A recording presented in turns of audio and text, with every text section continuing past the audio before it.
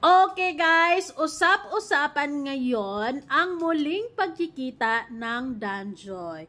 Pero bakit marami pa rin ang curious what's really going on? Dapat wala ng kilig. Pero mapipigilan ba yon?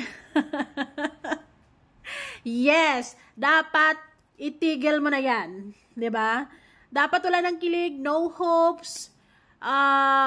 Wala nang expectations, hala baka kung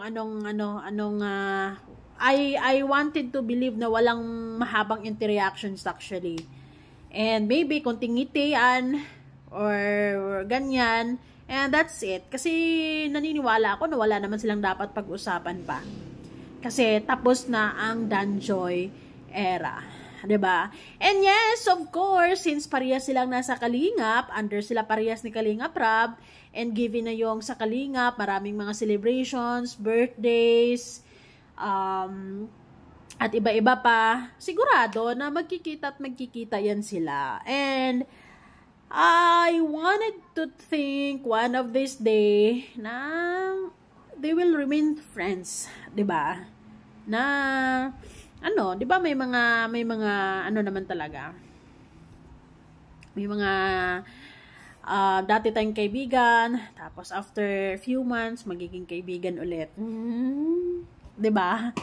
'Di ba?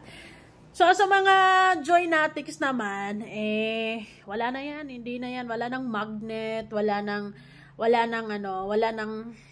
kaabang-abang diyan sa pagkikita nila nilang dalawa. Siguro nagkikita man sila, sigurado ako. Pero I think there's no excitement or exciting interaction between them sa kung ano mang ganap na magkikita sila kasi tapos na nga ang kabanata nila, 'di ba? At wala naman dapat talagang asahan pa sa mga fans.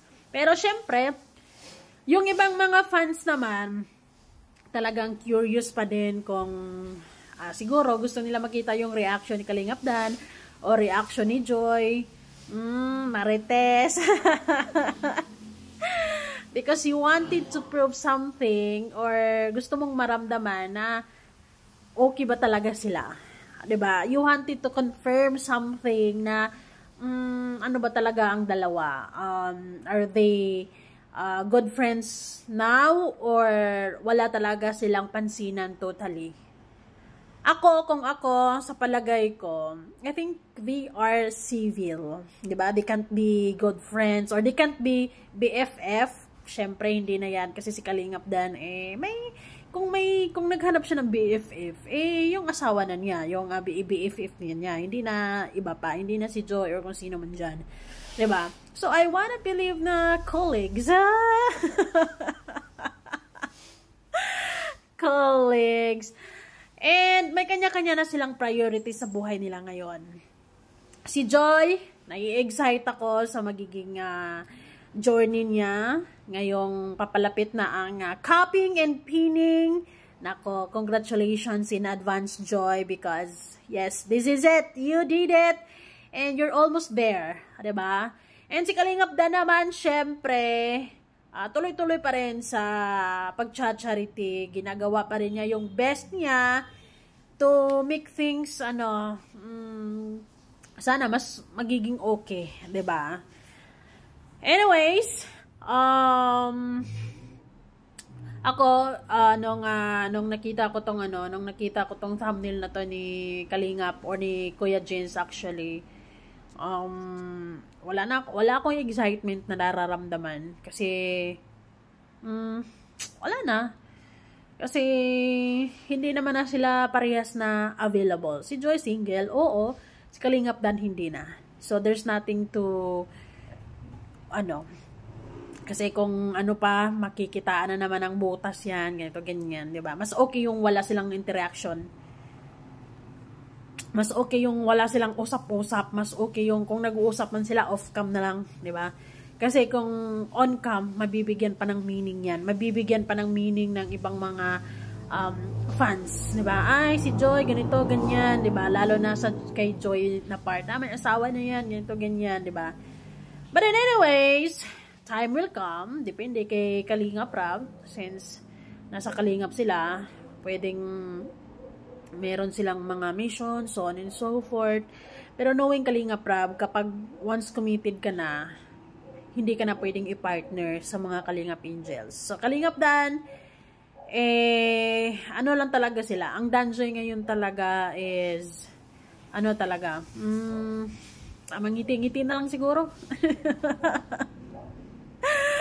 Diba? And, ayun pa, yung isa sa mga nakaka-intriga, parehas daw nakaputi. Ay, lagi-lagi naman yan silang laging nakaputi, diba?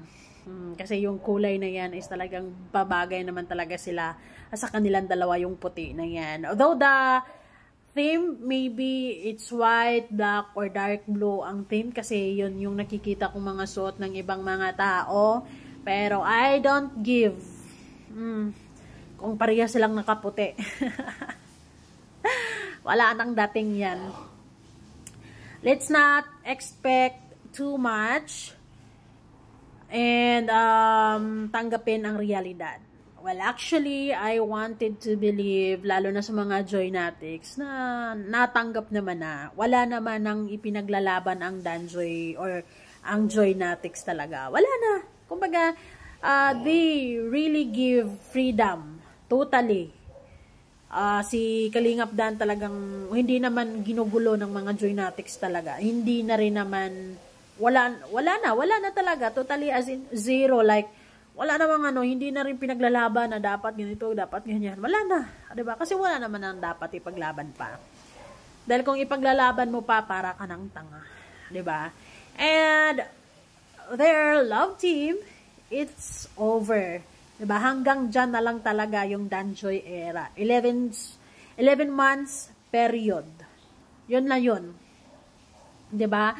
Wala nang dugtong. Ay nako, grabe naman. So, ayun. Kayo, ano masasabi nyo? Ano sa tingin nyo ang nangyayari sa first ever na muling pagkikita nila after how many or ilang buwan after what happened, isang buwan or magdadalawang buwan mahigit, ganon, 'di ba? And then nagkita sila ulit. So maybe in reality may awkwardness kasi syempre may nangyayaring mga issues, though si Kalingap Dan naman ay hindi naman siya nakikisali sa mga issues na yan, 'di ba? As much as possible, talagang he remains silent and wala naman siyang sinasabing masama tungkol kay Joy. So I think okay na yon. So for me, focus nang sila sa kanya-kanya nilang buhay. And yes, they did it naman. Yun naman ang nangyayari talaga, na may kanya-kanya na silang buhay and they're happy, they're both happy, and nagkanya-kanya na sila ng focus ngayon. Kung magkikita man sila, so be it. Hindi naman natin yun mapipigilan. Nasa Kalingap sila parehas, 'di ba? Sa mga events, sigurado magkikita-kita yan sila. Maaaring magkikita-kita ngayon silang tatlo. Kasi baka sa mga events in the future, makakasama si Jay, magkita-kita yan sila. Posibleng magpansinan, posibleng hindi. Pero, that's normal, 'di ba? Di bali na kung anong nangyari. Ang mahalaga, gising na ang mga Joynatics. Ang mahalaga, tanggap na ng mga Joynatics. Ang mahalaga, 'di ba? Na natuklasan na kung anong sikreto para ayun, at least ngayon hindi man lahat siguro totally naka-move on. Pero yung iba zero pakialam na talaga, 'di ba? So kung muli man silang nagkita, so what? Malamang magkikita-kita yan sila.